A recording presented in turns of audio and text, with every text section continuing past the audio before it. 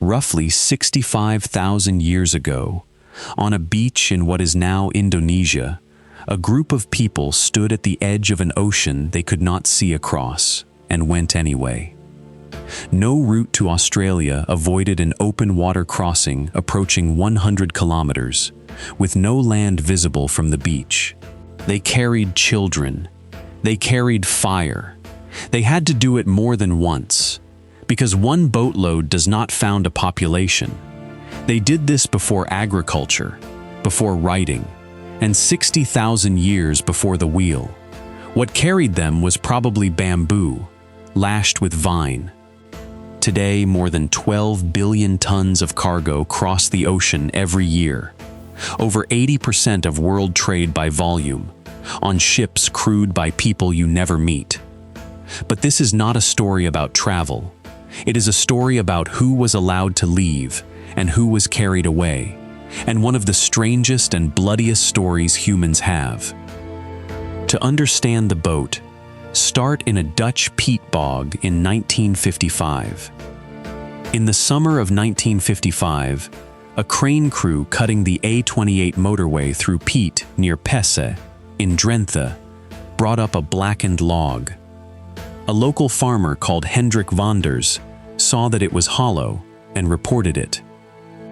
It was 298 centimeters of Scots pine, scraped out with flint and antler, and dated to around 8,000 years before the Common Era. It is the oldest boat ever found, and for decades, scholars insisted it was not a boat at all, a pig trough. In 2001, the Drents Museum built a replica, and a canoeist paddled it across a fen. It floated. In 1947, the Norwegian Thor Heyerdahl sailed a balsa raft named Kon Tiki, 6,000 kilometers from Peru to a Polynesian reef, to argue Polynesia was settled from South America.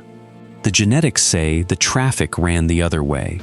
He was wrong about the direction and right about the principle. The raft arrived. The ocean was never a wall. It was a road most of history could not read. Egypt learned to read it first. On the 26th of May, 1954, an antiquities inspector at Giza named Kamal el-Malak cleared rubble on the south side of the Great Pyramid. He cut through a limestone block, put his eye to the hole, and said afterwards that what came out of the dark was the smell of time, centuries, history. The pit had been sealed since roughly 2,500 years before the Common Era.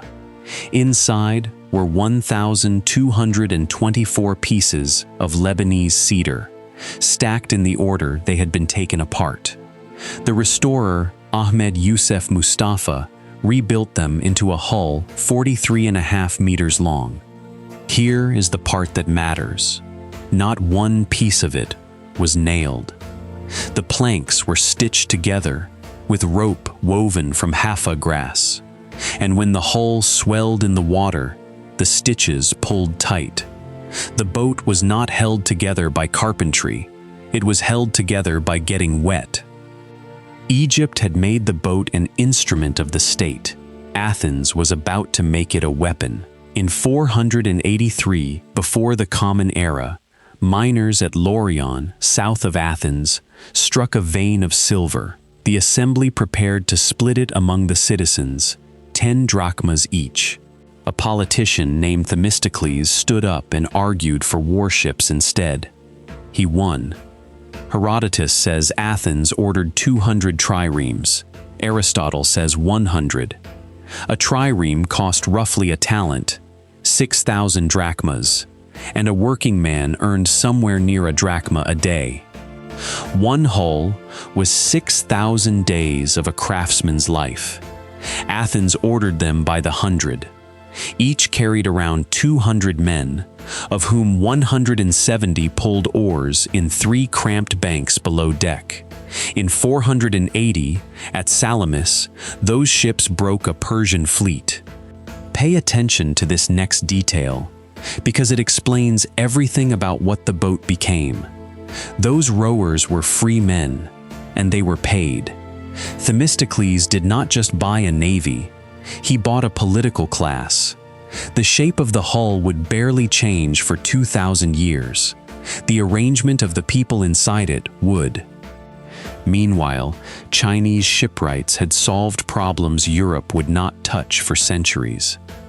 An official named Zhu Yu wrote in 1119 that sailors steered by a magnetic needle under overcast skies, and that hulls were divided into sealed compartments, so a breach flooded one section, not the ship. A 13th century wreck raised at Quanzhou has 12 of them. The Chinese did not just build bigger ships, they built ships that could be holed and live. In 1405, a eunuch of the Ming court sailed for the Indian Ocean, with a fleet the records put at 317 vessels and nearly 28,000 men. His name was Zheng He. He made 7 voyages in 28 years, reaching Hormuz and Mogadishu. On the 20th of September, 1414, he presented the Yongle Emperor with a giraffe sent by the Sultan of Bengal. The court called it a qilin, a beast that appears only under a righteous ruler. The emperor, who had taken the throne from his nephew, accepted the compliment with visible modesty. And then China stopped. The argument had run at court for years, and the man who won it never went to sea. Xia Yuanji, Minister of Revenue, had spent 3 decades paying for the Yongle Emperor's ambitions, and thought the fleets a bonfire of public money. He said so, and in 1422 he was imprisoned for it.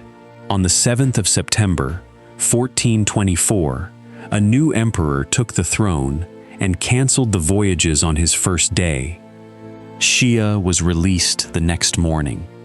In 1371, the Hongwu Emperor had already made private foreign trade a capital offense and written the ban into the instructions left to his heirs. Shipyards were dismantled and harbors sabotaged with rocks and pine stakes. Restrictions tightened until, by around 1500, building a large ocean-going junk was itself an offense.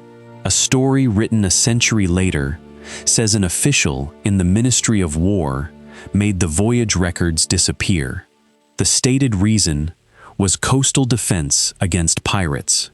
What it achieved was to turn every honest coastal trader into a smuggler, and a great many smugglers into pirates. In 1836, a lecturer named Dionysius Lardner told the British Association in Bristol that steaming direct from New York to Liverpool was chimerical, and that one might as well sail to the moon.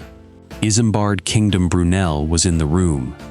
He had worked out that capacity grows with the cube of a hull's dimensions and resistance only with the square. The bigger you build, the further you go on a ton of coal. His Great Britain, launched in 1843, was 322 feet of iron driven by a screw. The public was so certain that iron sinks that her first Atlantic crossing carried 45 passengers and 130 crew. Then he built the Great Eastern, 692 feet. She was too large to launch bow first, so they put her in sideways. She jammed for 3 months. On the 5th of September, 1859, Brunel was photographed on her deck and had a stroke minutes later. 4 days on, a heater casing exploded and killed 5 of her crew. He died on the 15th. And this is where the story of the boat stops being about engineering. In 1781, a Liverpool syndicate bought a captured Dutch slaver and renamed her the Zong. Command went to Luke Collingwood, a ship's surgeon who had never held a command. She left Accra with 442 people on a hull of 110 tons. British slavers then carried about 1 3/4 people per ton. The Zheng carried 4. 2,000 years earlier, the men, under a triremes deck, were free and paid. Under this one, the people were the cargo.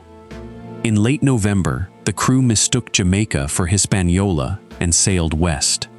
On the 29th of November, they put 54 women and children over the side. On the 1st of December, 42 men. Over the following days, 36 more. 10 others jumped. 132 people were killed by that crew. 132. The reason was not panic, it was accounting. People who died of illness were a loss the owners swallowed. People jettisoned to save the cargo were a claim against the underwriters, at £30 a head. At the appeal in 1783, the Solicitor General, John Lee, told the Court of King's Bench that this was a case of chattels or goods. Right or wrong, he said, they had nothing to do with it. He said it in open court. Of the roughly 12.5 million people forced onto ships across the Atlantic, about 1.8 million died at sea. 1.8 million. But a freedman named Olaudah Equiano carried the case to the campaigner Granville Sharp. Sharp wrote to the Admiralty and the Prime Minister. Neither replied. So he paid a shorthand writer to take down every word in court, and by July, a petition, signed by 273 Quakers, was before Parliament. Malcolm McLean spent his 20s hauling cotton in North Carolina, sitting in his truck at the dockside, watching gangs of men lift his freight out of the trailer, into a shed, out of the shed, and into a ship's hold, one piece at a time. In 1955, he sold McLean Trucking, the second largest haulier in America, for $25 million, and bought a steamship company. On the 26th of April, 1956, a converted tanker called the Ideal X left Port Newark for Houston with 58 truck bodies on her deck. McLean's accountants costed the loading at under 16 cents a ton. Loading an ordinary breakbulk ship then ran about $5.83 a ton. 16 cents. The ports that took the box became the largest in the world. The ports that refused it died. Within a decade, working days on the Manhattan piers fell by roughly 90%. Every dock in London, except Tilbury, shut between 1967 and 1981. The box did not just cut the cost of shipping, it made shipping so cheap that the ships stopped being worth looking at. Here is the arrangement that keeps it out of sight. A ship's flag decides whose law applies on board, and owners buy it wherever it is cheapest. Go to any port and read the sterns. Monrovia, Panama City, Majuro. Those three carry about 45% of world cargo capacity. Mongolia, which is landlocked, has sold ship registrations since 2003. In 2013, a Moldovan-flagged freighter called the Rosus put into Beirut with 2,750 tons of ammonium nitrate. She was impounded and her owner walked away. Her captain, Boris Prokoshev, and his crew stayed aboard unpaid 11 months. The cargo went into Hangar 12 and sat 6 years, until the 4th of August, 2020, when it detonated and killed at least 218 people. The registered owner was a Panamanian shell company. Nobody has ever identified who owned the firm that chartered the cargo. This is not history. In 2025, 410 ships were abandoned with crews aboard. 6,223 seafarers owed nearly $26 million. Somebody is finally counting them. Look at a supermarket shelf. The spacing was set by a box designed in 1956. Listen to yourself talk. Taken aback, by and large, 3 sheets to the wind. A sheet is not a sail. It is the rope that holds one, and you are quoting a sailor. The numbers underneath are these. More than 12 billion tons of cargo move by sea each year. Over 80% of world trade by volume. On about 112,000 vessels crewed by 2.5 million people. Shipping emits close to 3% of global greenhouse gases, more than Germany. And China, which dismantled its own ocean fleet in the 15th century, built about 56% of the world's new tonnage in 2025. The whole system rests on a few gaps in the map.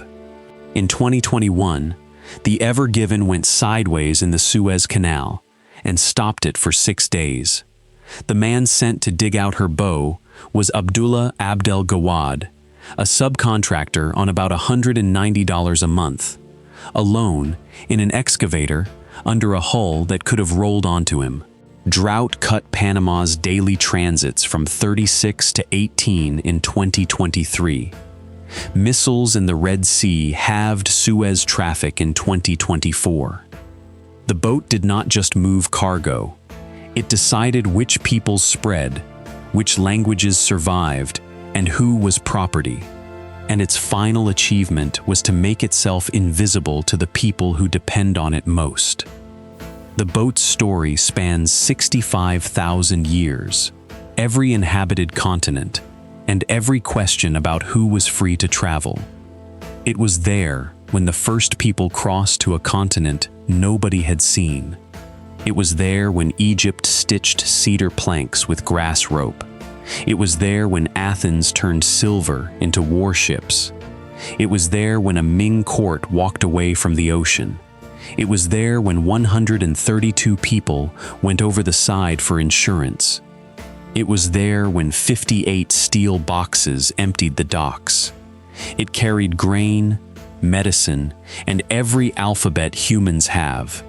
It carried plague, gunpowder, and 12.5 million people who never chose to board. It is in your house, the phone in your hand, the coffee in your cupboard, the shoes by your door. All of it crossed an ocean in a box. A boat is not a hobby. It is 65,000 years of human ambition, cruelty, and nerve, folded into a shape that floats. The next time a container ship passes so slowly it looks still, you will know what is stacked on it and who is aboard. If this changed the way you look at the water, hit subscribe. Leave a comment telling me which part of the boat's history surprised you the most, and like the video.